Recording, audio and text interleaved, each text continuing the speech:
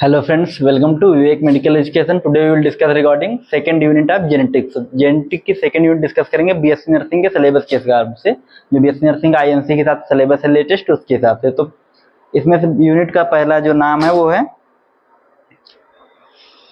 Maternal prenatal and genetic influence on development of foetus and disease. तो इसमें इसके अंदर जो पहली हेडिंग है इस यूनिट में वो है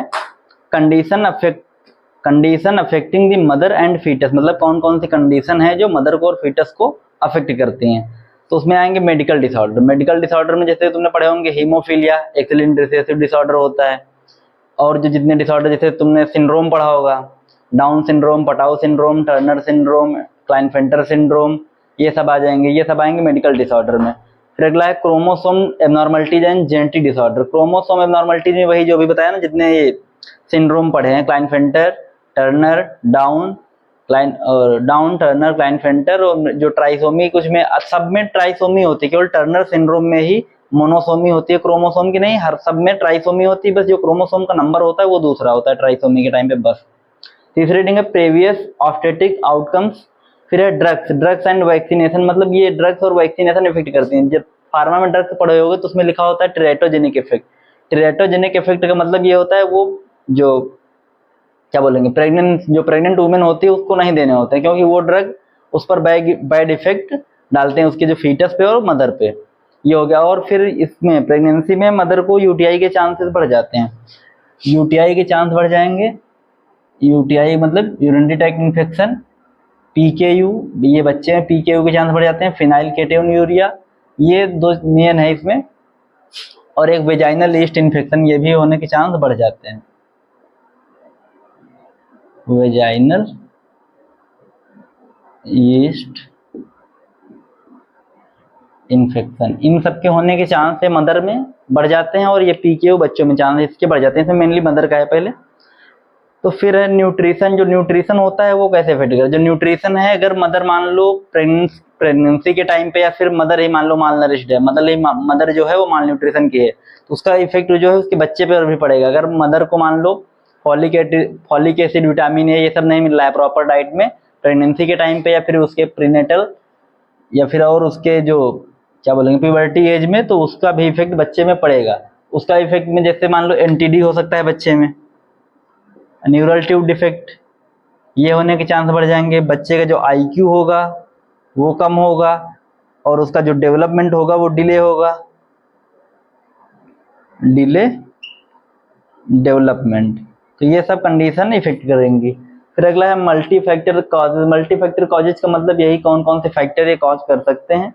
और इन्फेक्शन में बता ही दिया, यूटीआई के चांस बढ़ जाएंगे, और बच्चे में जो जो एक ये जो बताए हैं ये सब देख सकते हैं। फिर अगली हेडिंग है, हाँ, और मदर को अगर एनीमिया है उसका भी इफेक्ट, क्योंकि प्रेगनेंसी टाइम पे एनीमिया होने के भी चांस होते हैं।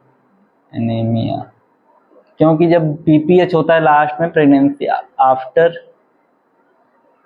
आफ्टर डिलीवरी एक कंडीशन होती है, पीपीएच किसी किसी मदर में होता है, पोस्टपार्टम हेमरेज। पोस्टपार्टम हेमरेज का मतलब होता है आफ्टर डिलीवरी के तुरंत बाद ब्लीडिंग ये बहुत ज्यादा होती है, तो ये बोलते हैं पोस्टपार्टम हेमरेज। फिर अगला है कॉन्सिग्विटी एटोपी। कॉन्सिग्विटी एटोपी दूसरी जो हेडिंग है, इसका मतलब कॉन्सिग्विटी एटोपी का मतलब ये है, कॉन्सिग्विटी एटोपी, तो कॉन्सिग्विटी वर्ड का मतलब ये होता है related to blood, related to blood. और एटोपी वर्ड का मतलब होता है एलर्जिक कंडीशन। जो एलर्जी कंडीशंस होती हैं उनको बोलते हैं एटोपी। कॉन्सिग्विटी एटोपी का मतलब ये है, जब जो मैरिज होती है, जो शादी होती है, जब वो जैसे मैरिज में पढ़े होगे ना, तो वो अभी टाइप ऑफ मैरिज में आती है ये वाली भी।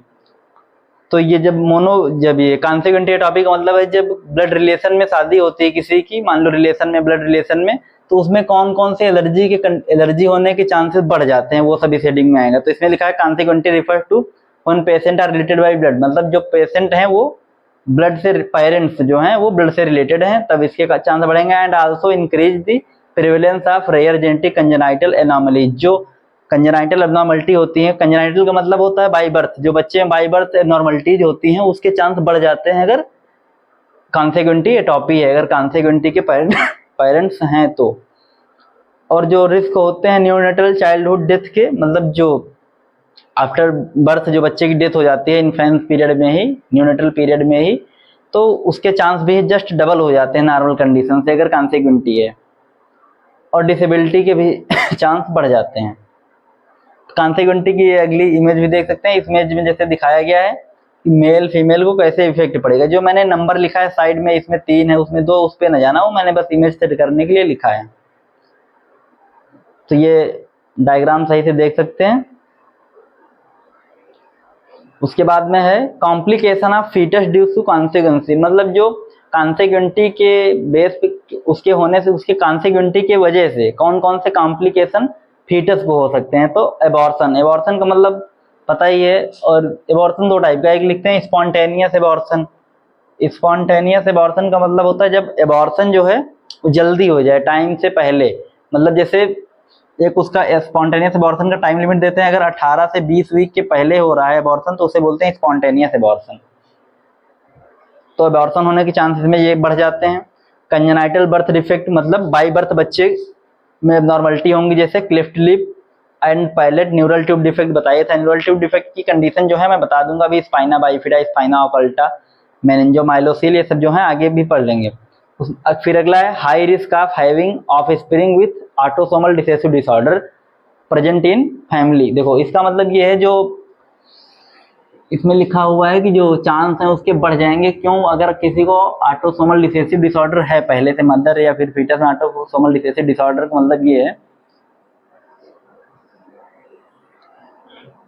कुछ होते हैं एक्स लिंक्ड, कुछ होते हैं ऑटोसोमल रिसेसिव। ऑटोसोमल का मतलब जो ऑटोसोम एलोसोम पढ़े हैं वो वाले हो गए। तो अगर मान लो मैं यहाँ पे एग्जांपल के लिए ले रहा हूँ एक्स एक्स, बाकी यहाँ पे ऑटोसोम है, ये ले लिया। अगर मान लो इसको पहले से कोई है, मान लो जैसे मैं एक्स लिंक्ड वाला लेके बता रहा हूँ, जैसे हीमोफीलिया है, मदर को रिसेसिव थी ये, तो मदर को तो इफेक्ट इसमें था नहीं, केवल केवल ये कैरियर थी। अब ये इधर जब इसकी पेडिग्री चार्ट बनाओगे तो इसके फिर जो बच्चे होंगे उस पर इफेक्ट पड़ेगा। एक फीमेल भी ये कैरियर हो जाएगी, और इधर फिर जब बनेगा तो इनका भी एक मेल जो होगा वो पेशेंट हो जाएगा, उसमें साइन सिम्टम शो होंगे क्योंकि ये एक्स लिंक्ड है। फिर इसमें क्या होगा, और 2 बच्चे नॉर्मल हो जाएंगे जो ये वाले एक्स, क्योंकि इससे तो कोई मतलब है नहीं, इधर है जो इफेक्ट है इसका, तो ये दोनों नॉर्मल हो जाएंगे। तो इसका इफेक्ट ये ज़्यादा पड़ता है अगर कॉन्सेग्युएंटी एटोपी है, तो ये कॉम्प्लिकेशन में लिखा हुआ है। फिर high rate of post natal mortality. Mortality का मतलब होता है डेथ रेट। 2 चीजें होती हैं, एक होता है मॉर्बिडिटी, एक होता है mortality.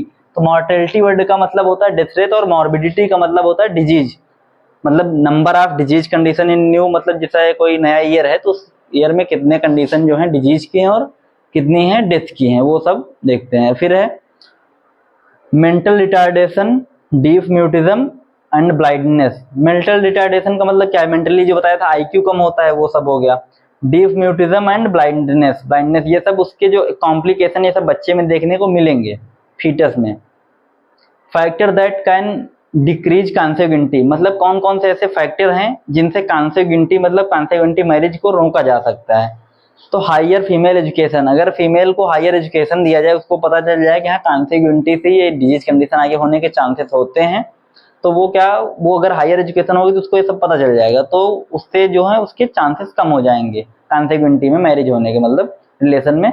High age at marriage, high age मतलब जब मैरिज हो, जब शादी हो रही है तो उसका जो एज है वो हाई हो जाए, तब उसके चांस कॉन्सेग्युइनिटी के कम हो जाएंगे।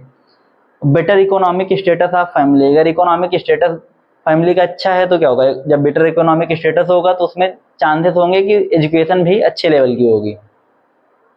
फिर अगला है prenatal nutrition and food allergy. Prenatal nutrition मतलब, प्रीनेटल मतलब क्या है? प्री मतलब पहले, नेटल मतलब before birth, nutrition and food allergy. कौन कौन सी ऐसी बर्थ के पहले मदर को कौन कौन सा ऐसा न्यूट्रिशन है जो बच्चे पर और मदर पर इफेक्ट कर सकता है, वो न्यूट्रिशन इसमें बताना है।